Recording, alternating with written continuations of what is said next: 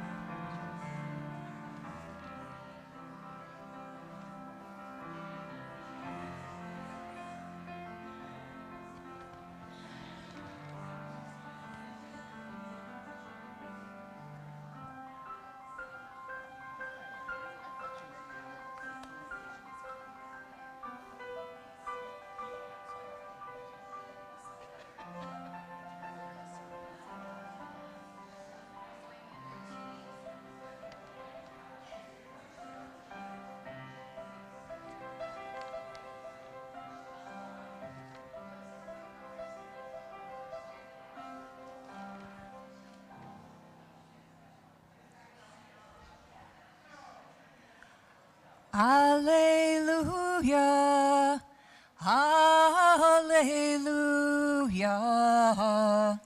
hallelujah, hallelujah, hallelujah, hallelujah.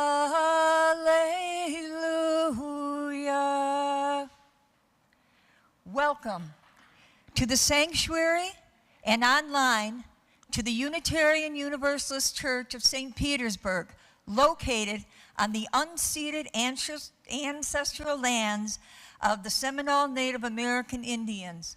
I am Julie Newcomb. I am a member of the Ministerial Search Committee. Today, myself and other members of the Search Committee, Andy Bragg, Morgan Gresham, will be presenting this Sunday's service. The process of the call.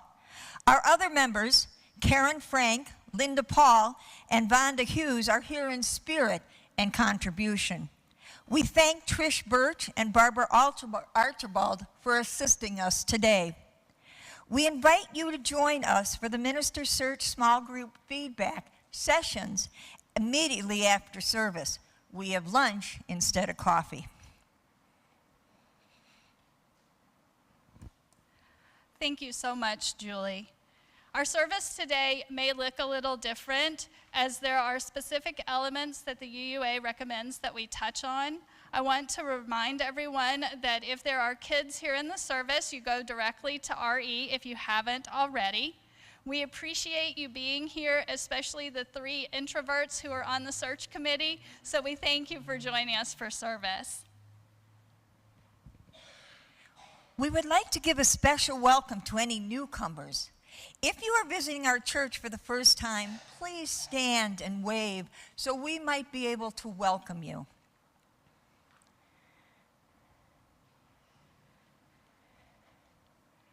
So welcome to those who are new and those who have been here before.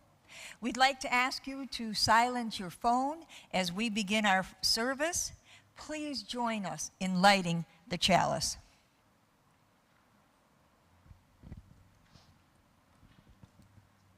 The flaming chalice is a reminder that we choose to focus here together for this time today, and that we believe such time is sacred. When Morgan lights our chalice, I invite you to say our covenant out loud. The words can be found within your programs and online in the text chat. Love is the spirit of this church, and service its law. This is our great covenant, to dwell together in peace, to seek the truth in love, and to help one another. For the opening hymn, now please rise as you are willing and able for our first hymn, Gather the Spirit, which is number 347 in the big gray hymnal.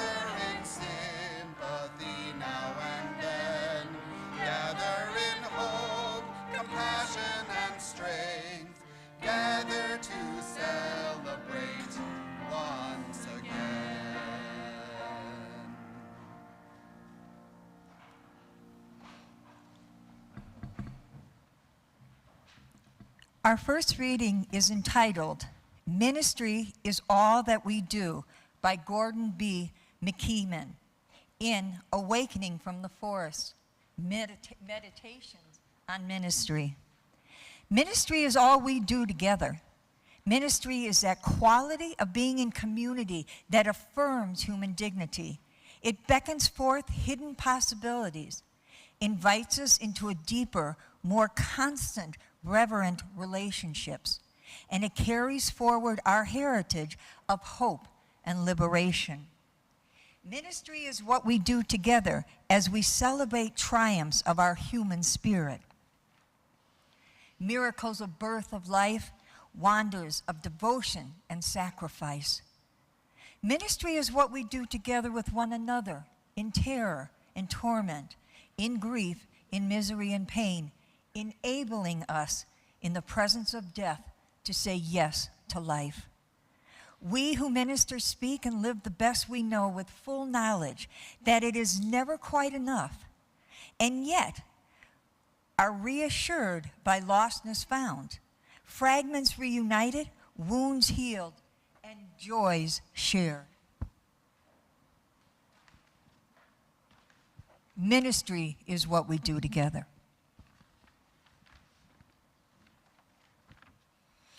We're kind of doing a mini view from the pew or the pulpit today as well, and I would like to start off with my story. Again, my name is Julie Newcomb. I was 35 years old when I walked into my first Unitarian church in Deerfield, Illinois.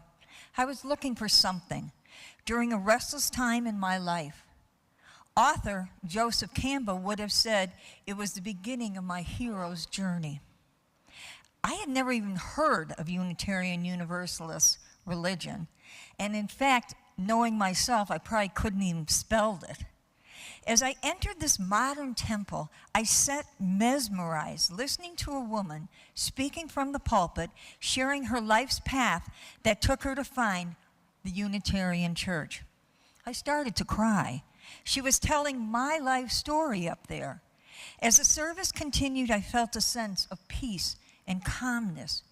It was as if I had been given permission for the first time to speak what I felt to be my own spiritual truth, without judgment and acceptance. After the service, I was welcomed at a coffee hour, felt embraced by this new community of liberal-minded people. I returned to this church for the next 25 years. I embraced it from that first Sunday. I explored the UU principles. I explored the history and traditions. I taught Sunday school, participated in women's spiritual groups, created worship services. I didn't have to stand up here and speak. Mentored teens, hosted coffee hours, supported fundraisers, or anything that was needed. It was where my 3 children attended Sunday school till they were seniors in high school. Sex education was even included in that package. My UU experience helped me heal a very bruised soul. I have since moved to 2 other states and attended 2 other UU congregations. Even though the builders and ministers have changed, I knew I could find people with like minds and values. My faith has challenged me intellectually as well as spiritually, but that's okay. Throughout all my life changes, I have had the UU community to turn to, which has allowed me the safety of knowing I was never alone for very long in any new state or city. So when I was asked to be on the Ministerial Search Committee, I didn't hesitate. I want to support this church in its contribution of being a beacon for others. As a member of the search committee, I committed to serve our congregation to the best of my ability, realizing both within the group and individually, I will represent the face of our congregation and community during the ministerial search process. I will represent our congregation with forthright honesty, care, compassion, and respect. The UU Church of St. Petersburg is not just a building. It's the strong, independent, compassionate community that is housed within its walls. My job is to assist the finding the minister that will lead us into tomorrow, protecting the values and suggestions of faith that has stood for hundreds of years, a leader that represents the needs of this community, and provide hope in a world that at times has lost its compass. The process we as the Ministerial Search Committee have followed have been determined by the UUA. It is a democratic process, slow. It is a process that encourages all members to be a part of the search by participating in surveys, providing feedback in small groups, contracting members with their thoughts, and voting on September 24th to determine the next step for this church.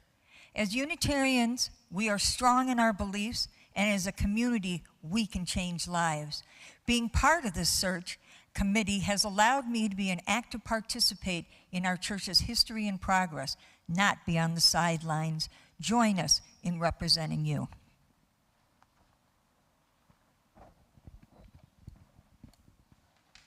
Good morning.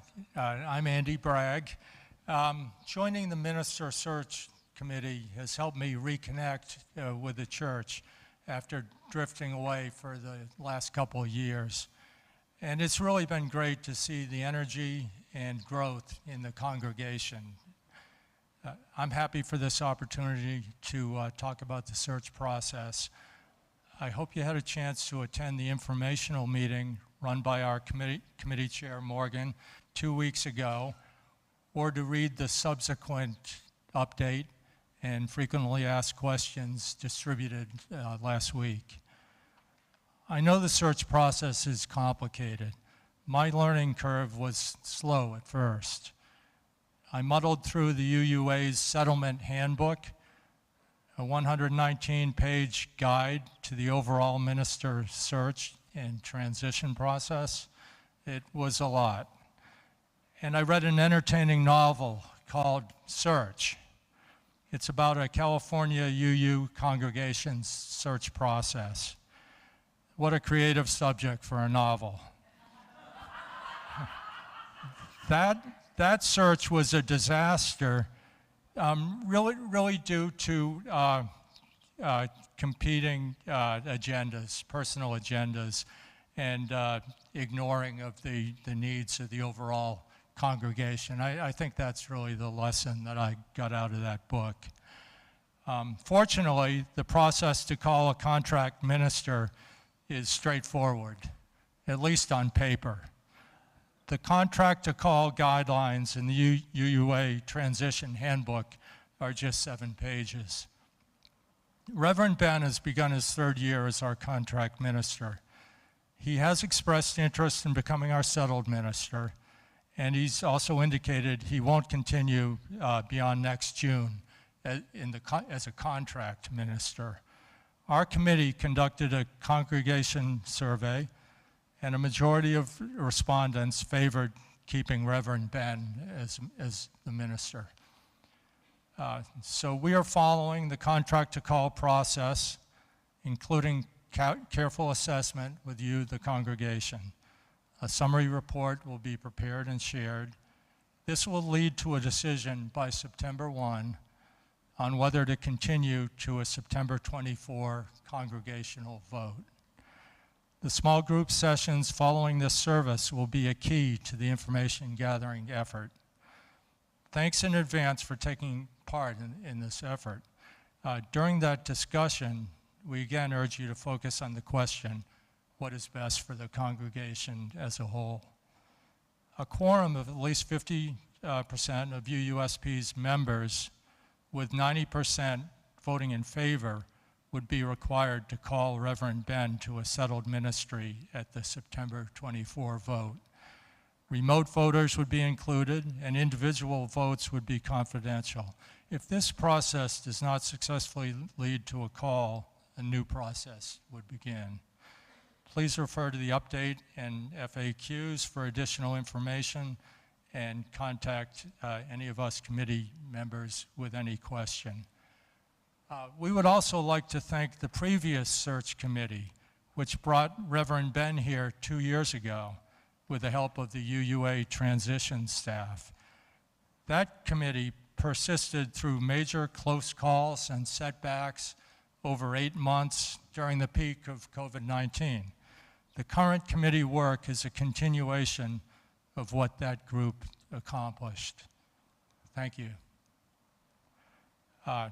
Next is our second hymn, One More Step, and it's on page 168 of the gray hymnal.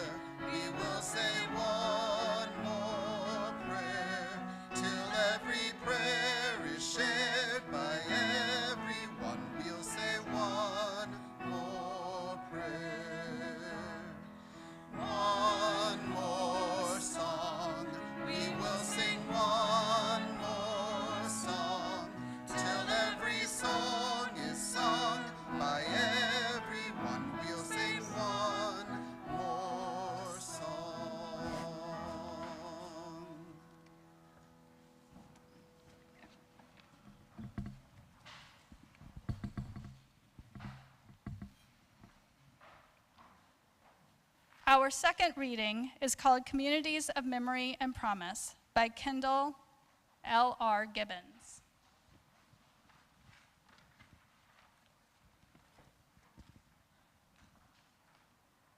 A close-up photo of the stacked hands, solidarity style, of 3 people. Our communities of memory and promise are founded upon covenants because we all need a defense against the impulse of immediate feelings that challenge our best intentions. It is necessary to be reminded from time to time of what you said you were going to do and what you really want over and above the lure of the momentary comfort. Covenant is our word for the solemn promises that counteract the randomness of a future in which anything and everything is possible. By committing us in advance to certain relationships and values. We do this because of what we build with intention, and even with difficulty, is more satisfying in the long run than the pleasures that we happen to encounter. We do it in time, consuming rituals, invoking powers that we scarcely know how to name, because we are seeking some way to give our lives the density and dignity and depth that we suspect, with longing, might be possible. Our next speaker is Trish Birch.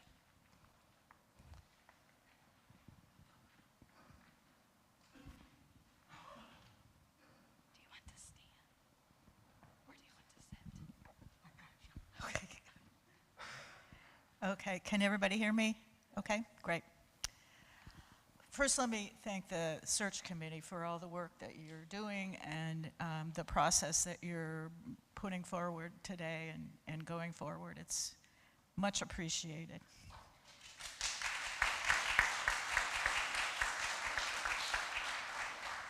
So some of you have expressed concerns about the financial implications of calling Reverend Ben as our minister.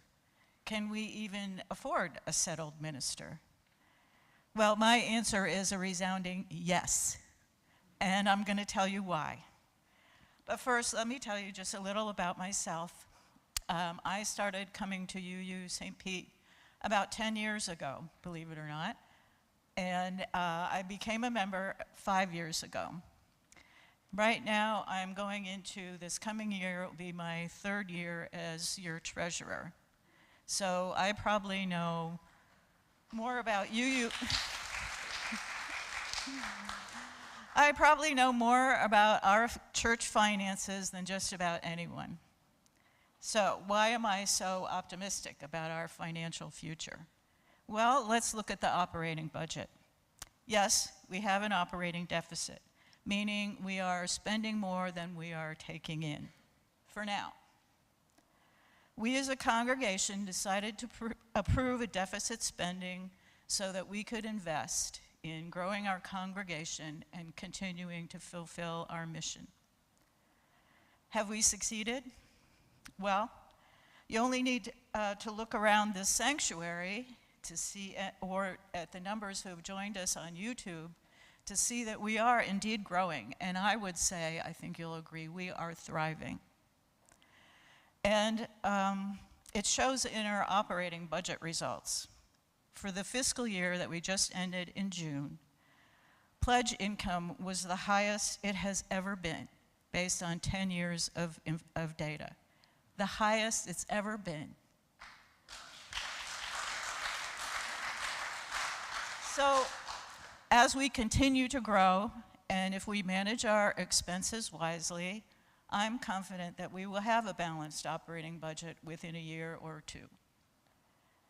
So, speaking of expenses, what about the minister's salary? What do we have to pay a full-time minister? Well, some of you may know that the UUA provides compensation guidelines for all levels of church employees, including a minister. The guidelines are based on the size of the congregation and the employment market in our geographical area. These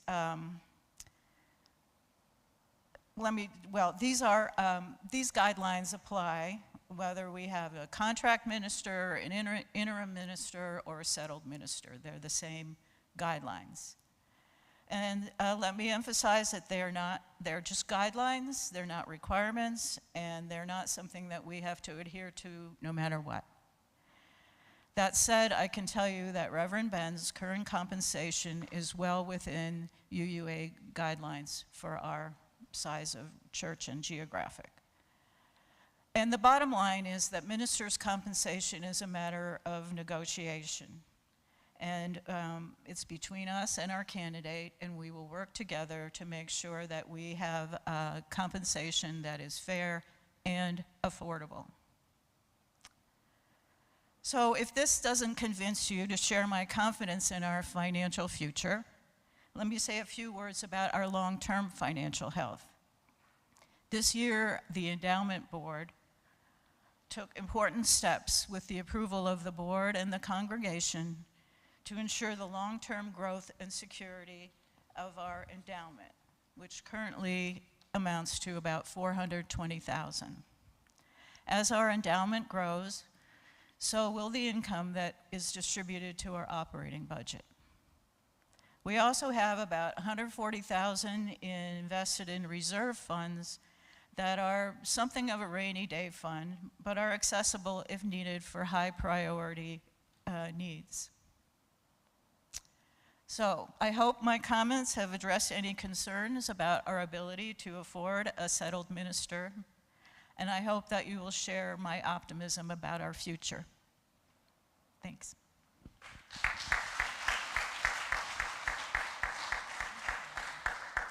Now we will have our anthem.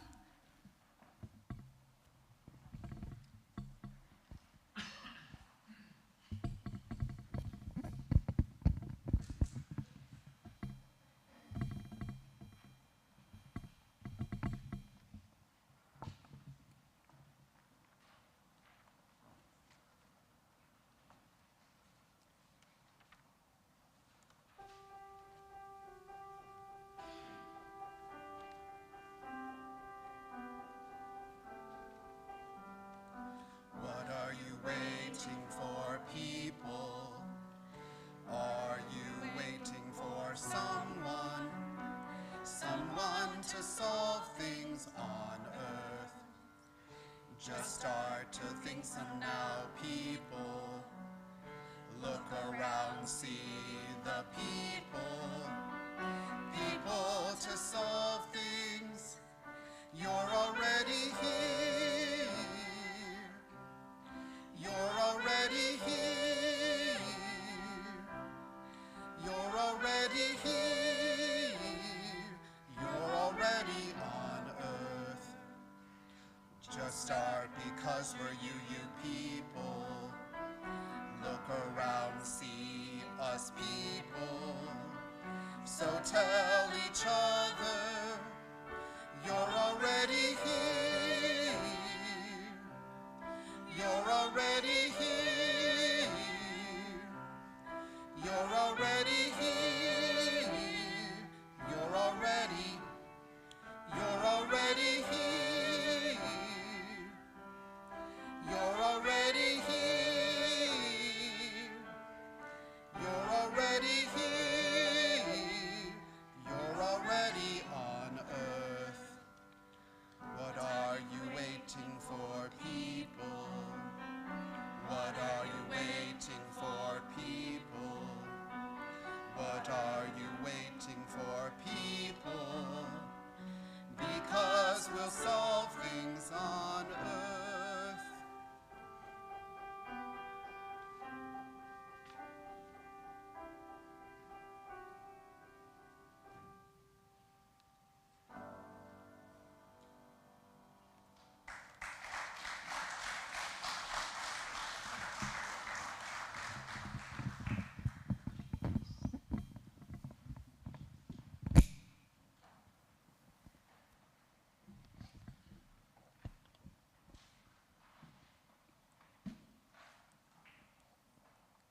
Does that sound okay?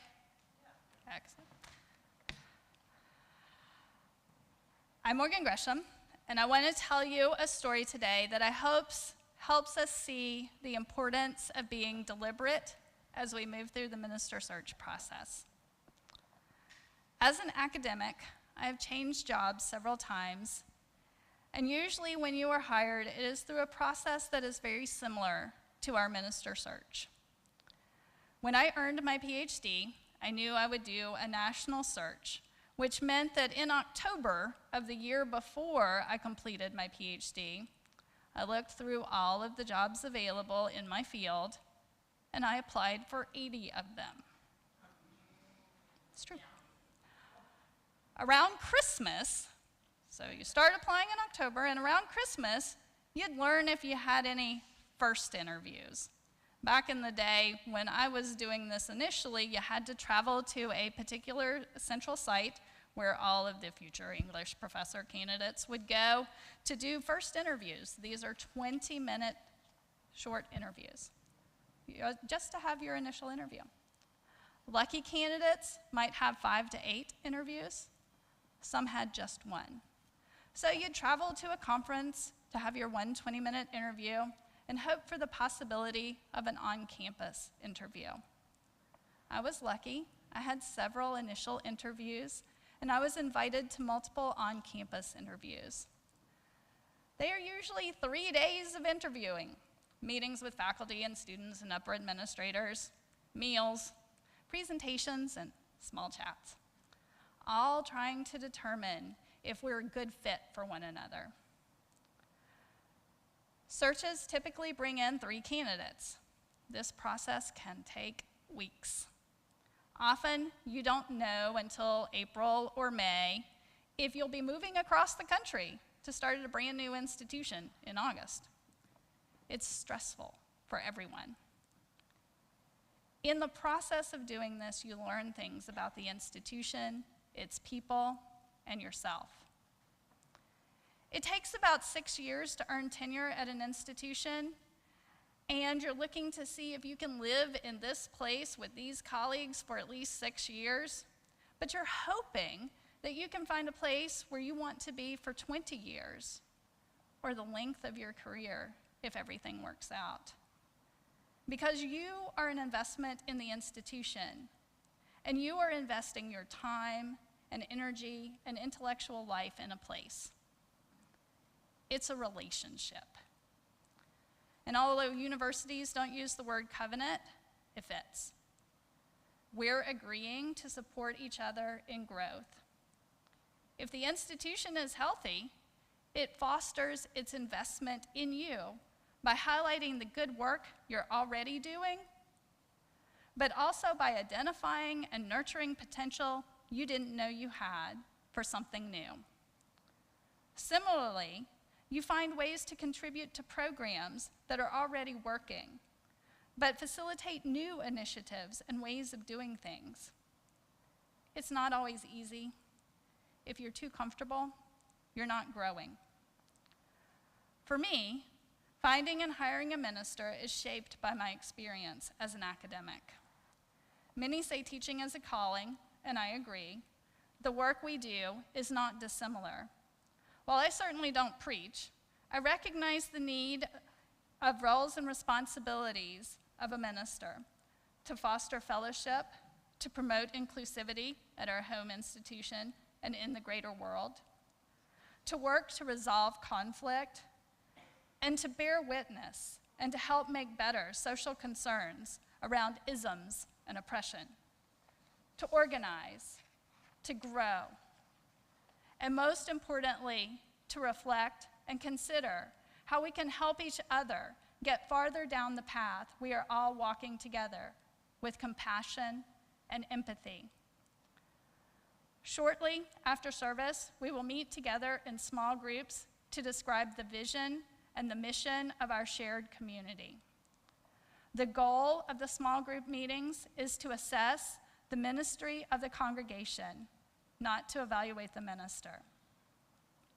Consensus, though likely unattainable, is the goal, and covenant is the tool. What is our vision? How are we stretching into our mission? And how can we find a minister who will support us and comfort us as we move forward through our next stage of a developmental journey? Thank you. Next, Barbara Archibald will read Linda's portion.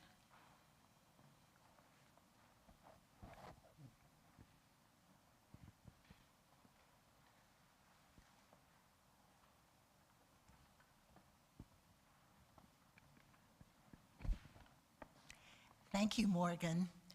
I'm Barbara Archibald, and I'm going to read something that Linda Paul wrote, a reflection. There are so many qualities to love about UUs. We care passionately about important social issues. We care about each other and about the larger community.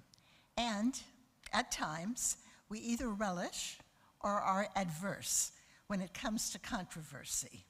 We may or may not have a congregational vote to call Rev Ben as our settled minister. If we have a vote, we may or may not reach the required 90% yes votes to call Rev Ben. Depending on the outcome of the vote, he may or may not accept the position. Uncertainty abounds, right? Similarly, there is anxiety. Maybe what you want will happen or not. Speaking for myself, versus search committee member, I know that whatever the outcome of the process, come September, UU St. Pete will remain my community. What about you?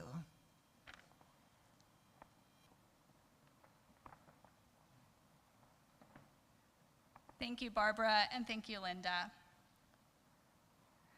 The offering that we take each Sunday isn't just a stale habit. It's an opportunity to recommit to this place and to this people. Our offering is an affirmation, a yes. When we give, we say yes to something we value. With our gifts freely given, may we say yes to the values of our faith. May our offering help us practice Unitarian Universalism within and beyond our congregation as tools to empower our mission. The offering will now be gratefully received.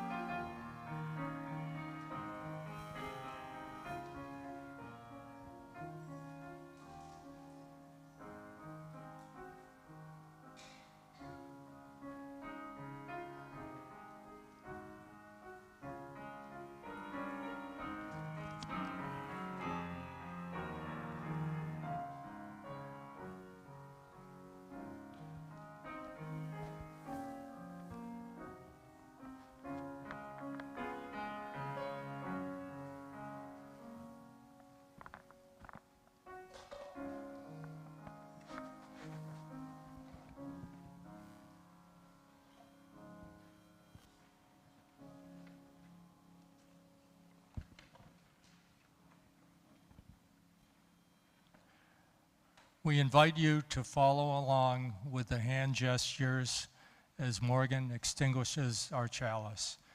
The words to UUSP's traditional chalice extinguishing are in your order of service and online in the text chat. We extinguish this flame, but not the light of truth, the warmth of love, or the fire of courage. These we carry in our hearts and out into the world.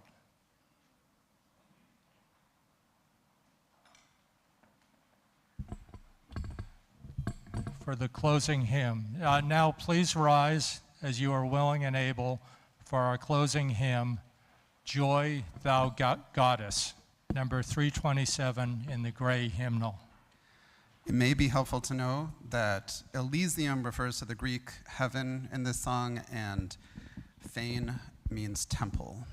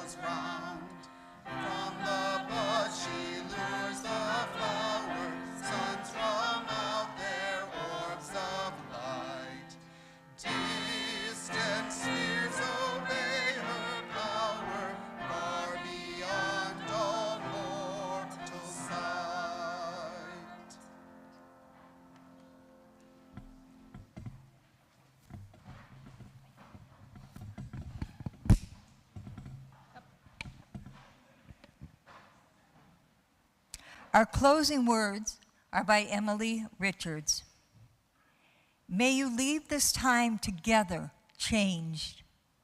May the promise you have made to yourself about who you are and want to be feel closer to the reality of who you are right now. May you share that feeling of transformation wherever you go. May it spread into every word, deed, thought, and interaction until we are all changed, transformed, and transforming together, becoming our better selves.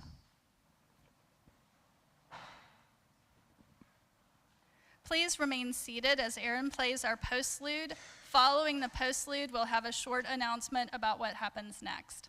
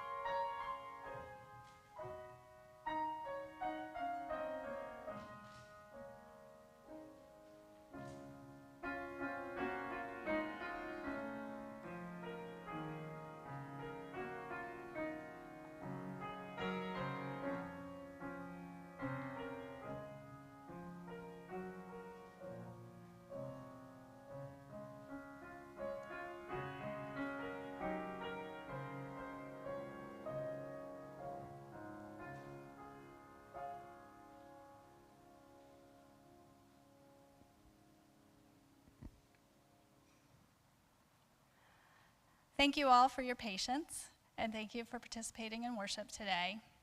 Immediately following the service, which is just about now, the Minister Search Committee will be facilitating small group discussions. You will find your lunch on your way to your designated small spaces, and the session will run from approximately 11:30 to 1 p.m. We will stop at 1 p.m. The session framework is a series of questions designed by the Minister Search Committee. So where will you go? Your orders of service are color-coded and there is a number on them. So I will read this out, and then if you have questions, one of us will be around to help guide people to their correct spaces. If you are here and you didn't sign up ahead of time, you are still welcome to join. Just follow along. We will do our best. It is a messy, chaotic process. I promise we will get to the right places because we are very excited to hear your feedback. The spaces are the, number one, the green/bride/wedding room. If you have a yellow order of service or number 1, you will go with Julie to that space. If you have an orange order of service that has a number 2 on it, you will stay here in the sanctuary with Beth, so you will go get your lunch and you'll come back here. Purple, 3, is the library with Andy. 4, blue, is Conway North with me, and that is also our Zoom room. So if you have friends that you're in touch with who are planning to Zoom in, you'll be in that space. 5, green, is with Karen White in the narthex. So if you have questions, please see one of us. We'll help shuffle you to the correct space. We do invite you to go grab your lunch on the way to your designated space, and we hope to see you in just a few minutes in a small group space. Thank you.